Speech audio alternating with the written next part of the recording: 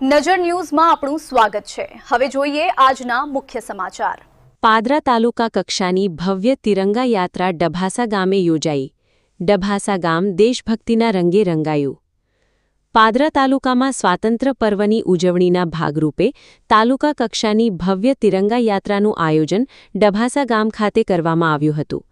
તિરંગા યાત્રામાં અધિકારીઓ, પદાધિકારીઓ, પોલીસ, વિદ્યાર્થીઓ અને મોટી સંખ્યામાં ગ્રામજનો જોડાતા સમગ્ર ડભાસા ગામ દેશભક્તિના રંગે રંગાઈ ગયું હતું।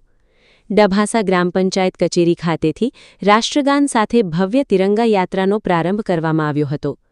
આ પ્રસંગે પાદરાના ધારાસભ્ય ચૈતન્યસિંહ ઝાલા, પાદરા મામલતદાર યોગેશ ચૌધરી, તાલુકા વિકાસ અધિકારી સહિત પોલીસ વિભાગના અધિકારીઓ અને કર્મચારીઓ, તાલુકા પંચાયતના સદસ્યો, શિક્ષકો, વિદ્યાર્થીઓ તેમજ મોટી સંખ્યામાં ગ્રામજનો ઉપસ્થિત રહ્યા હતા।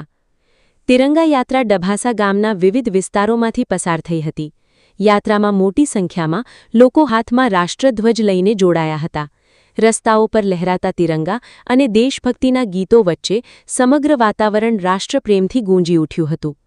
યાત્રા દરમિયાન ભારત માતા કી જય અને વંદે માતરમના ગગનભેદી નાદથી ડભાસા ગામમાં દેશભક્તિનો માહોલ સર્જાયો હતો। વિદ્યાર્થીઓ અને ગ્રામજનોમાં પણ તિરંગા યાત્રાને લઈને ભારે ઉત્સાહ જોવા મળ્યો હતો। વિવિધ વર્ગના લોકો એકસાથે જોડાઈને રાષ્ટ્રપ્રેમ અને એકતાનો સંદેશ આપતા જોવા મળ્યા હતા। આ ભવ્ય તિરંગા યાત્રા દ્વારા રાષ્ટ્રીય એકતા, અખંડિતતા અને દેશભક્તિની ભાવનાને વધુ મજબૂત કરવાનો સંદેશ આપવામાં આવ્યો હતો।